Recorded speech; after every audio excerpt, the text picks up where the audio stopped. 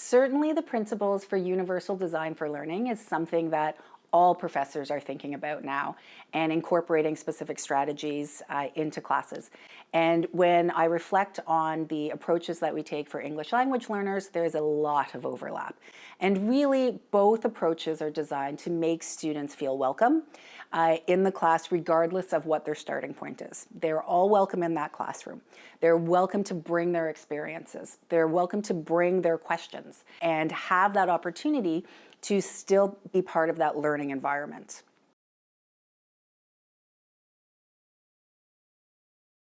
With many of our materials, the course requirements and the course materials have been thoughtfully designed and set.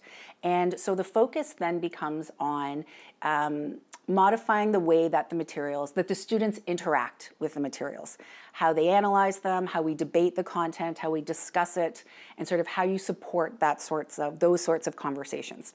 Class assignments, where possible, will allow students to choose examples that are culturally relevant to them.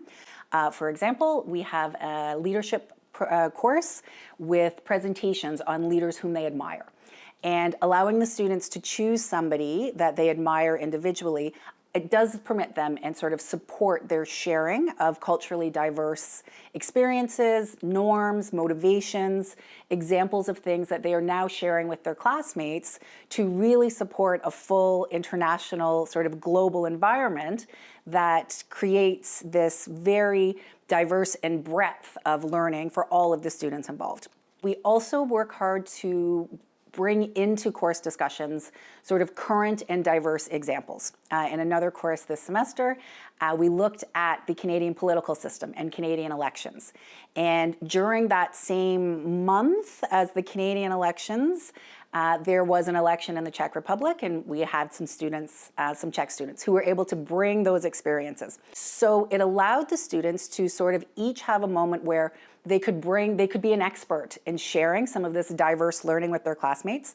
They could relate it to what it was like to be in those places, and also relate it to the course materials, to project management which they're studying, how it impacts the workplace, how it impacts business. These things result in benefits and positive learning environment for all the students in the classroom, including students who are domestic and might not have had those sorts of classmates in the past, but will certainly have those sorts of work colleagues once they graduate. And so it really helps set the stage for how that interaction can happen in a positive way that builds on and enhances the understanding of everybody on the team. One other thing that often comes up is the sort of diversity in communications. Again, this semester, I have a couple of students who come from cultures with very direct language styles. And I have some students who come from cultures with very indirect language styles. And the students in their own groups were able to identify that there was some sort of friction and tension and a perception of rudeness or disrespect that really was a difference in language culture. And having the students sort of identify that and work through that and bring it to a full class discussion let me really facilitate that conversation around direct communication styles and indirect communication styles. And again, different expectations of what you can expect in a global classroom and in a global environment. Whether or not you yourself are an English language learner, those sorts of discussions are relevant to all the students who are going to enter the workforce when they graduate.